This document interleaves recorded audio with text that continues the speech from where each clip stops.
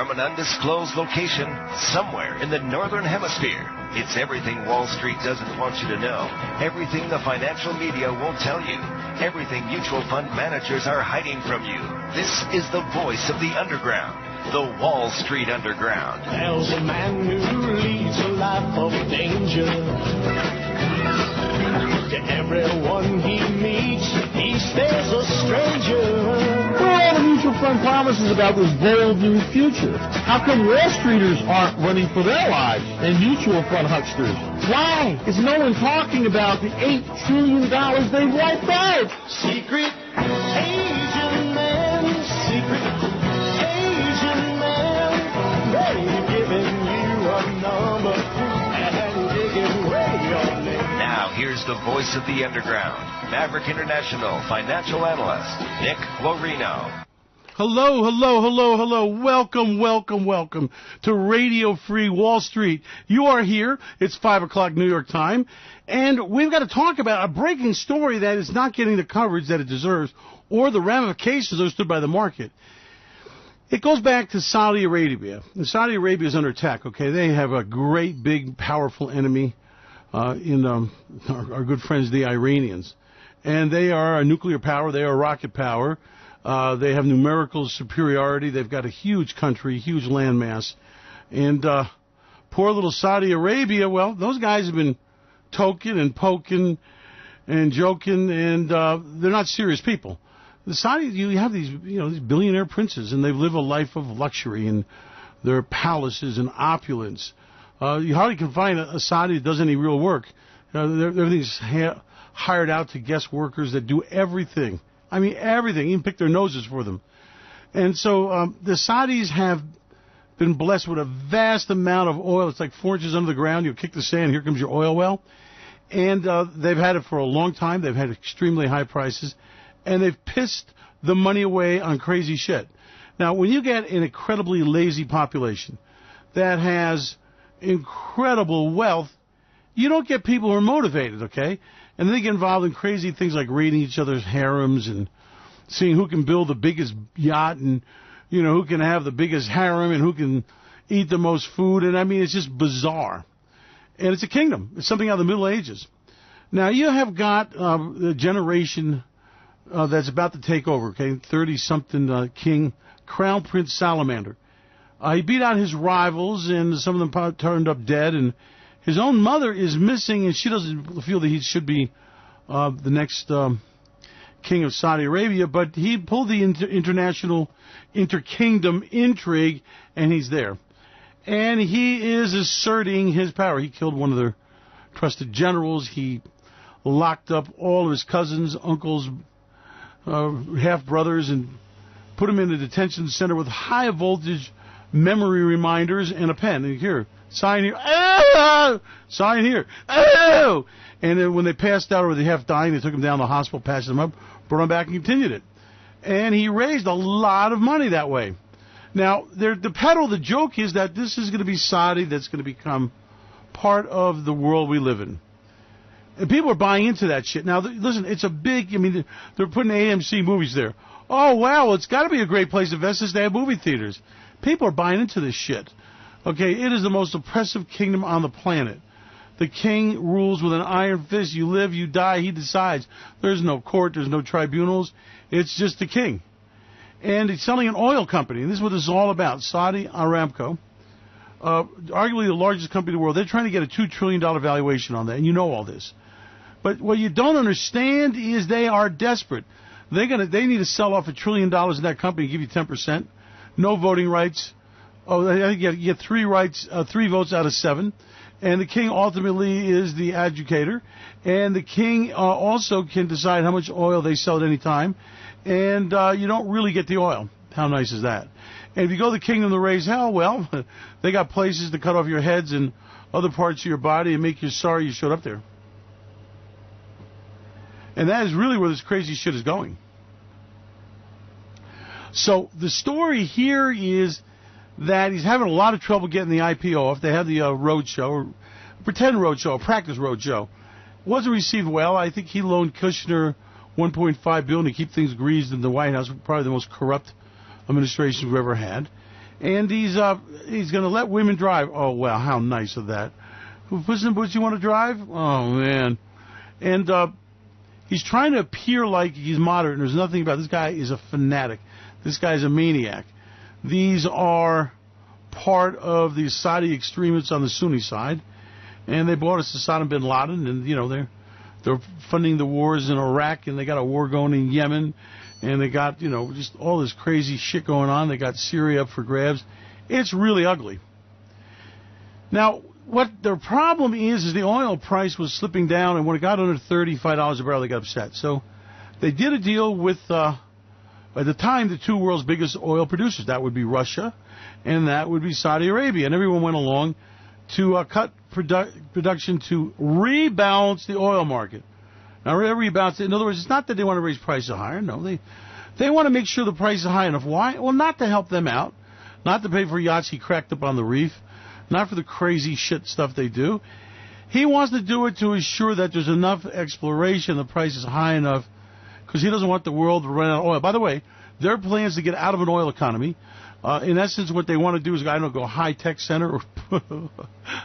I know, the tolerance zone and yoga centers and places of love and peace. Some crazy shit like that. And they probably need 4 or 5 nuclear reactors to generate electricity. And, you know, don't worry about that spent uranium. We'll find something to spin it in. So it's ridiculous, making fools out of the world. They've absolutely have worked overtime to try to stop U.S. oil export terminals. They have tried to stop pipelines. They've tried to stop oil exploration. They have funded groups to protest in America, and they really, really, really are afraid of one thing, and that is America, that has arguably the most oil in the world when we count our oil tar, oil sands, and shale deposits. And all of a sudden, we're starting to produce the shit out of oil. And America is now self-sufficient in oil. It is now becoming an exporter. And by this time next year, we'll probably be the world's largest exporter of oil. Now, the Saudis have got a problem. Who argues with a king? So if the king says fracking doesn't work, you say fracking doesn't work.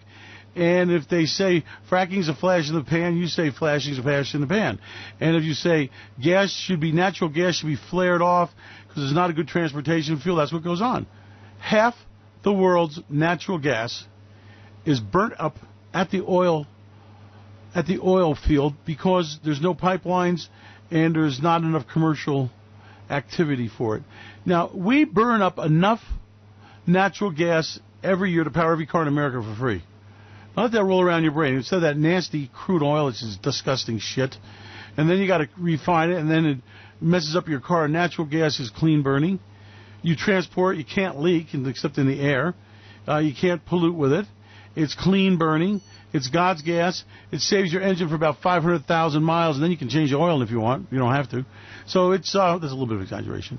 But anyway, the point is that the transportation fuel of mankind is basically natural gas. Why don't the Saudis like it? Well, they don't have a lot of it. And they also have big refiners that turn out gasoline.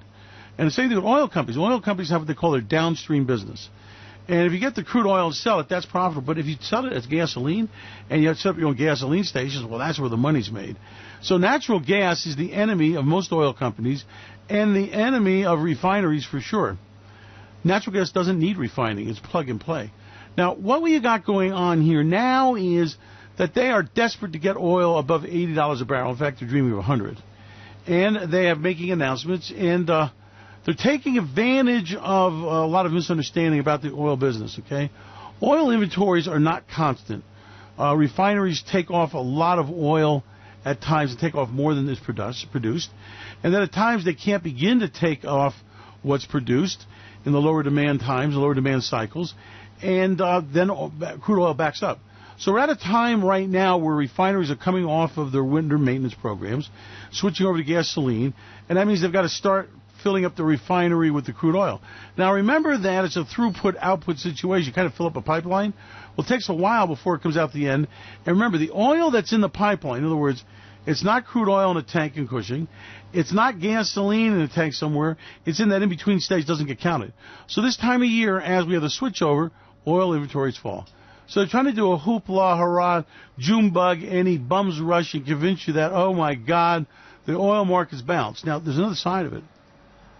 Let's suppose the oil market really is bounced. It's not. But let's play the game and say, yeah, it is. Oil, by the way, has gone from February $58 a barrel to $68, $20 rise. Nothing justifies it. It's just a manipulation game. But let me explain to you. You need to understand this. It's really cool because there's a lot of money to be made in this. The reality is that the oil market is vastly oversupplied, and U.S. shale production is coming on stream. Now, remember, shale producers are now profitable at $15 a barrel. Now, that doesn't excite them to put in new wells. That doesn't excite them to make big investments. At $40 a barrel, they're damn interested. At $50, pretty good. $60, it's a party time. At $70, oh my God, they're buying those rusted paint over pickup trucks with crate engines in them, paying $50, $60, $70,000 for them because they want to be cool. This is party time. Shale producers are putting on production rings like there's no tomorrow.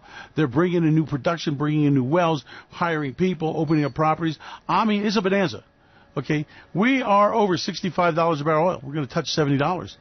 Now, what is the outcome of all this? Well, they do it every freaking time. They go ahead and hold oil off the market. They let other people steal their market share. They get the price higher and higher and higher.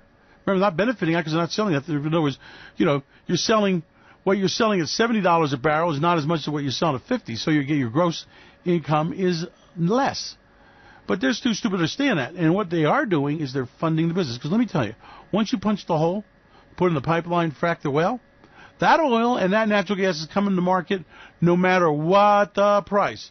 Makes no difference. Here it comes incoming. So what are they doing? They're seeding the seeds of their own destruction. And by the way, calmer heads in OPEC and calmer heads in Saudi Arabia understand this. But with King Salamander, he loves torturing, loves murdering, loves killing, loves robbing and stealing. Everyone's afraid to say anything. They're afraid to stand up to him. Even OPEC. OPEC doesn't want to say to him, listen, you're getting the price so ridiculously high here that you're going to bring on production all over. Even China is starting to frack its shale deposits. I mean, this is a bonanza worldwide. And you know what's going to do it? High oil prices. So what's the outcome of this thing going to be? Well, eventually Russian oil companies are going to be getting tired of having their production curtailed. The oil companies are already bitching, but, with Vladimir, that's kind of like with the king over there, Salman. You don't want to argue with him too much because then all of a sudden somebody comes along in the middle of the night and throws you off your balcony. So it looks ugly. Now, let me tell you what the really good part about this thing is. There is a fortune to be made as the oil price collapses. There's a fortune to be made as oil companies, the great big ones, get their clocks cleaned in the next oil wipeout. So what this is this is a spring fling. It's like a summer thing, okay? It's not going to last long. And what's happening is you have a brand new leadership. And remember, these are not people who are thoughtful. These are not people who are concise. These are people that are used to having their way. And the last thing they understand is, let me give you a little secret. OPEC no longer sets the price of oil. The market sets it. Now, oil can make a temporary impasse in the market. They can create a flubber. They can create a friddle. They can create a ripple. But the days of them creating a tsunami, a tidal wave, is over. So any increases OPEC pulls off in this thing is just temporary. And we are about to have another wipeout in the oil market, okay? Remember, you've gone from $45 a barrel oil in 2017, back in June, and that was the low. And you've gone all the way up now to $68.70-odd cents for a barrel oil. That is not going to last. The reason why is that everyone and their mother is producing to beat the band, okay? They've got a problem. People need money. The world's heading into a recession. These prices are so far beyond the cost of production and the reality that everybody's making money. Everybody. So that means that you are bringing oil on stream, except for, that's not true. The only people who can't make money at this level are the great big oil companies that invest in those billions of dollars drilling, miles and miles and miles in the ocean. And those properties need $80 to $100. So basically, it's the good old boys. It's the prospectors. It's the entrepreneurs. It's the roughnecks. It's the little people that are making a fortune. Little oil companies, relatively speaking, can frack for little money. They're going down there and talking to their neighbors and getting lease rights. And basically, big oil has still not scratched its ass and figured out fracking. I mean, this is a revolution for little guys in Oklahoma and in little places out in the middle of the dirt of Texas out there. You know, dirt land out there, the hinterland. Oh, my God, this is changing the equation. You know how we talked about making coal great again? Nothing about it. Remember steel and aluminum? It's all bullshit. Factories come in there where you do the left shock absorber. I mean, not working. But for low-skilled people, they've got a strong back. The oil fields, $100 an hour, benefits pay, packages, insurance, medical care. Oh, my God, it's unbelievable. Why? Because this is a booming industry. This is the future. Why would you go into a coal mine where you can't be competitive? Why would you go into a steel mill that can't compete? But you know what? Something America is great at is oil, always has been. And now oil's coming to its own, despite the manipulation, Greenpeace and dipshits trying to stop it, ancestral bury grounds in the prairies that you can't run a pipeline through. We are overcoming that. And by the way, to his credit, Donald Trump is allowing oil and oil pipelines and oil terminals. See, even he can't get everything wrong even if he tries. Oil is coming on. Oil exports coming on. America, in 2019, will start being the world's largest producer again and exporter. How do you like that shit? We are already among the top three. Depending on how you run the numbers, you got Russia 1, U.S. 2, Saudi Arabia 3. In a matter of months, America will leapfrog and be the world's largest producer of oil. Now, from producer of oil, it's another hop, skip, and a jump to be the world's largest exporter of oil. Now, we have something called free markets in America. We have free trade in oil. We have open outcry. We have price discovery in oil, something OPEC hates. And the manipulators are losing their power. Now, if you're not the world's largest producer, and if you got a huge producer that believes in the free pricing mechanism, you have a hell of a time trying to rig the market. And that is the problem with OPEC. They just can't do it. They cannot make the numbers work. They cannot make the dream of $100 a barrel oil reality. And as they try, they put their competitors in business. How do you like that shit? You're actually holding the price up high enough by you not selling the oil so that little producers can start producing oil, where they can put in oil wells, oil terminals, ships. You know, there's a $5 premium in foreign oil. So you can buy U.S. oil $5 under the market, and for $1 a barrel, ship it anywhere in the world you want to. And that means there's an extra $4 in profit right there. And believe me, the players and the arbitrage guys are on that. Now, as far as fracking is concerned, they have gotten so efficient that a lot of Midland's oil projects come home at a cost of $15 a barrel. Now, that's enough to make a Saudi prince shit all over himself. And that means he'll just not call for the harem that night. He's going to sit there and cry. Because let me tell you what you're watching. You are watching the slow destruction of Saudi Arabia. Saudi Arabia needs money. It needs manpower. It needs munitions. And they're making all the wrong mistakes. Now you have got a crazy, crazy crown prince who is extremely aggressive, who believes he knows everything, everybody, and everything, and he's making classic mistakes. You know, OPEC already made this mistake. I've seen oil, go over $50 and back down to 10, 3, 4 times. I've seen oil wipe out, only to boom and wipe out again. And it's always been the same thing.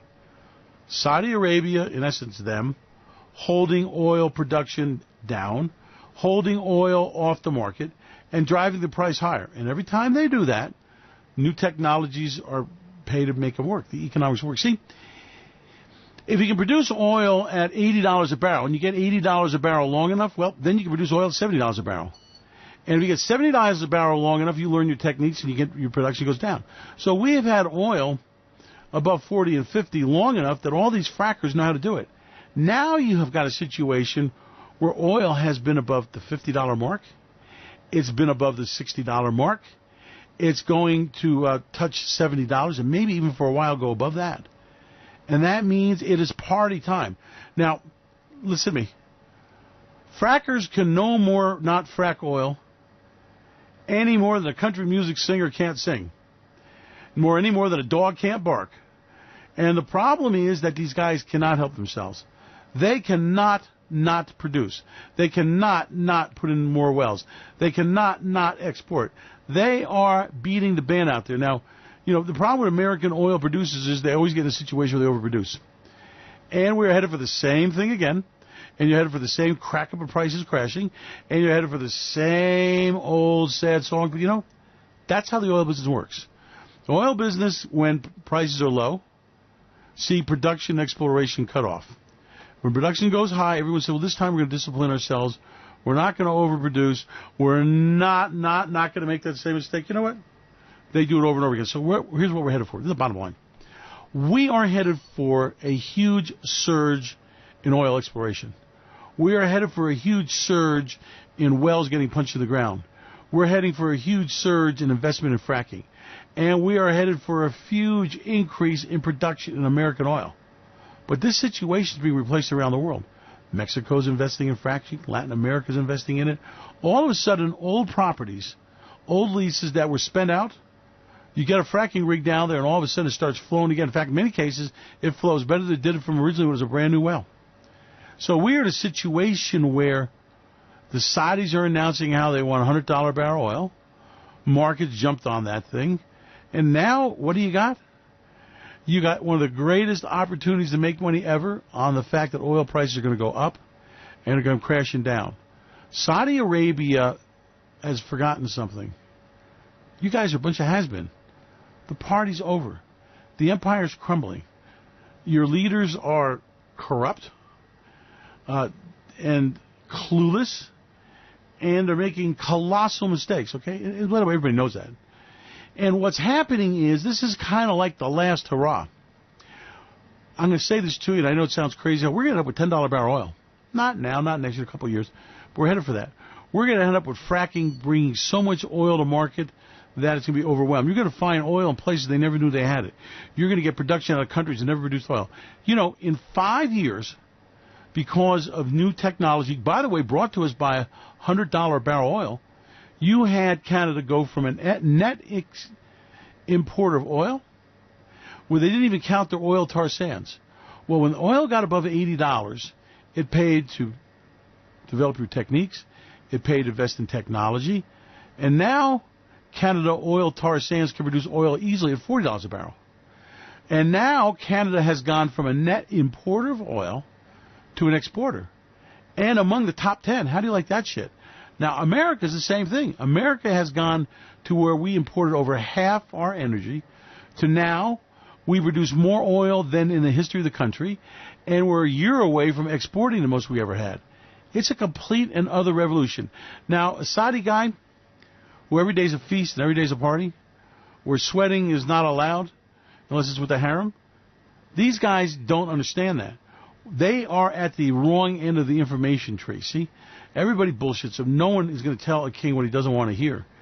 And they do not understand that they are making the biggest mistake ever. They are playing right in the hands of America. They're playing right in the hands of oil shell. And listen. You want to hear the really good part about this? It's a conspiracy. See, America under Donald Trump's raising hell about the balance of trade deficit. Now, that's not the right way to look at it, and it's not the problem that he thinks it is. But let's not argue. Again, he's a president, so people tell him what he wants to hear. So he is absolutely encouraging every drop of oil to be exported as possible. But here's the other part of it. China's got a problem. China has the balance of trade deficit, which means that we buy far more from them than they sell to us. I mean, they sell to us, and we buy far more than they buy from us. So what's the solution? Well, holy shit. Buy the oil from America. Have America supply our energy needs, and now we solve the balance of trade problem. We still have the U.S. market to sell plastic dog shit for now with cell phones and pretty soon cars. And everybody's happy because the balance of trade numbers look good. It is a gift of God for China. It's a gift of God for countries that maintain huge balance of trade surplus with the United States, and we have deficits with them. Clean it up with the oil. Now, you know why it's not happening, although it's growing, is because we don't have enough export terminals. We don't have enough pipeline. Do you know that oil in the hinterlands where there's no pipelines trades at half the current price? They discount it. Why? Because there's no pipelines. There's no way you get the oil except driving out in tanker trucks, the most expensive and dangerous way to move the stuff. But here's the really good news. Pipelines are coming. Export terminals are being built. The money is being invested in the infrastructure to move the vast amount of America's oil bounty and get it to market. See, everybody's a winner except for, well, King Salman. Big trouble. Because a guy like him, he's made a lot of enemies. Okay, in that part of the world, enemies are enemies. And he's got lots of people that want to settle scores for him. He has lots of people he's got to keep happy with lots of do-re-mi. That's the whole reason for the IPO on the oil company. He needs a shit pot of cash and needs it fast. The problem is that, again, he's shooting himself in his foot. Does not understand the problem he's got. He is absolutely pricing them out of business. He is pricing and financing with a high prices competition. And that's some incredible shit. The guy's out of his mind. Now, the Saudi and the older Saudis understand that. But there's no telling this King Salman anything. He is an expert on everything. You know the type I mean? He knows everything, is all-wise, all-seeing, and all-knowing, and he has a plan. His plan is to jack up the oil price, declare Saudi Aramco the most profitable country in the world, and give U.S. retirees a chance to buy that overinflated, soon-to-be worthless stock. Look, they have screwed investors many times on oil properties, okay? Story that this generation doesn't remember. And as far as the oil price, we've been 5 times up and down this road where the oil price scoots to the moon. Saudis hold oil off market. They get the cartel going. Can't stand it. Oil production overwhelms them, and the price comes back crashing down. And we are just on the verge of such a cycle now. These guys have made a colossal mistake. Colossal. In epic proportion. Remember, when they did this before, there wasn't fracking. When they did this crazy price swings before, there wasn't the established way to do it. Remember, fracking was in its infancy. It was in its experiment time. The same thing with oil shale, oil tar, oil sands. We now have the technology. We now know how to extract that oil. And we now have Saudi financing. Saudi is absolutely financing its competition to wipe out. Let me explain. At $70 a barrel oil, there is so much profit here that oil companies can raise money, they can invest money, they can sell oil at such a profit, they can do projections, and it means they bring more oil to market. And the deal about oil is that really, really, truly, demand is pretty much stagnant in the oil business, while production is skyrocketing. Production is far, far outstripping demand. Production will grow, demand is scheduled and will level off and start on its way down, while production will continue to increase. The Saudis are on the wrong side of the equation. They're on the wrong side of the economics. They are the wrong side of the planet. I mean, they are just really screwing up oil. And the beauty about this is it solves balance of trade crisis.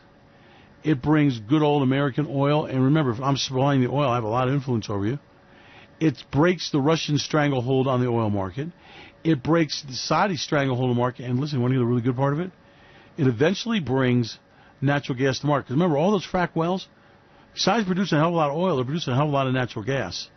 And the price is getting so cheap that the time is quickly coming where people are going to say, hey, I can power my car in the equivalent of 50 cents a gallon gasoline by using natural gas. Oh, my God. We're coming to that. Cost of converting a car is $2,000 to $3,000. Economies of scale gets that down much cheaper. Manufacturers can do it for less than $500 a car. So you got a situation where the natural gas-powered car, forget the lithium battery and Elon Musk, is coming. The fleets of natural gas cars are increasing every year. You have whole countries that are running on stuff. Now, it's kind of like old ways and tradition die hard, but we are headed for an incredible increase in oil production. We are headed for an incredible crash in oil prices. And you know what's so beautiful about it? The Saudis did it to themselves. Crazy fool is wiping out the oil market because he thinks he can go ahead and maintain control and try to do a deal. And just the opposite. From an undisclosed location somewhere in the Northern Hemisphere, it's everything Wall Street doesn't want you to know, everything the financial media won't tell you, everything mutual fund managers are hiding from you. This is the voice of the underground. the Wall Street Underground. There's a man who leads a life of danger. To everyone he meets, he stays a stranger. What are all the mutual fund promises about this bold new future? How come Wall Streeters aren't running for their lives and mutual fund hucksters? Why is no one talking about the $8 trillion they wiped out? Secret